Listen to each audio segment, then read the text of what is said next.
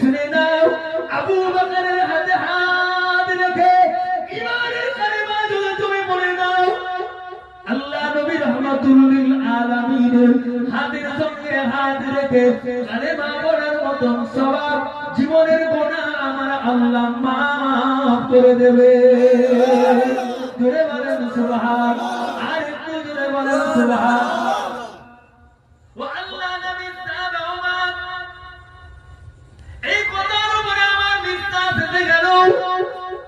আমি আবু বকরের হাত ধরে যখন ঈমানের কালেমা পড়লাম, আল্লাহর কসম রাতের অন্ধকারে দেখতে পাই আখির জামানার নবী সাইয়্যিদুল মুরসালিন রাহমাতাল লিল আলামিনের সঙ্গে আমি আবু মুসলিমের সরাসরি দিদার হয়ে গেল।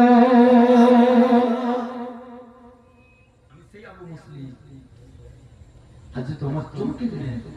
আর আমি ওদিকে যাচ্ছি না, আমার অনেক কথা প্রশ্ন করলেন, আবু মুসলিম প্রত্যেকটার জবাব দিলেন। আমি ওদিকে নিচ্ছি না। আবু মুসলিম বলছেন, হুজুর আমাকে ইজাজত দেন, আমি যাব। আমার ফারুক রাদিয়াল্লাহু আনহু ডাকলেন, এসো। পিছন থেকে এসে বসলেন। হযরত ওমর আবু মুসলিমের মাথায় হাত রাখলেন। আল্লাহর আসমানের দিকে তাকিয়ে বলেন, আল্লাহ ও রব্বুল আলামিন, আপনি তো কোরআন দিয়ে বলেছেন, নাস্তাঈনু বিল্লাহি ওয়া নাতাওয়াক্কালু আলাইহি, হাসবুনাল্লাহু ওয়া নি'মাল ওয়াকিল, নি'মাল মাওলা ওয়া নি'মান নাসীর। রব্বুল আলামিন, আপনি আমার জন্য, আমাদের জন্য সাহায্যকারী, আমরা আপনার সাহায্য প্রার্থনা করি। আপনি আমাদের অভিভাবক মালিক। রব্বুল আলামিন, আল্লাহ আমার আবু মুসলিমকে আপনার জিম্মায়, জিম্মাতুল্লাহ ওয়া জিম্মাত রাসূলি, আল্লাহ আপনার জিম্মায়, আমার নবীর জিম্মাতে আমার আবু মুসলিমকে ইয়ামানবাসীর জন্য, বাহাদের জন্য বিদায় দিয়া।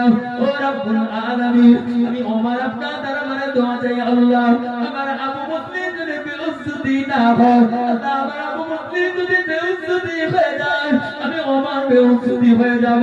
আল্লাহ এতে আমার কোনো দুঃখ নয়, তবে আমার নবী সাইয়্যিদুল মুরসালিন যেন বেউজ্জতি না হয়, আল্লাহ আপনার যেন বেউজ্জতি না হয়।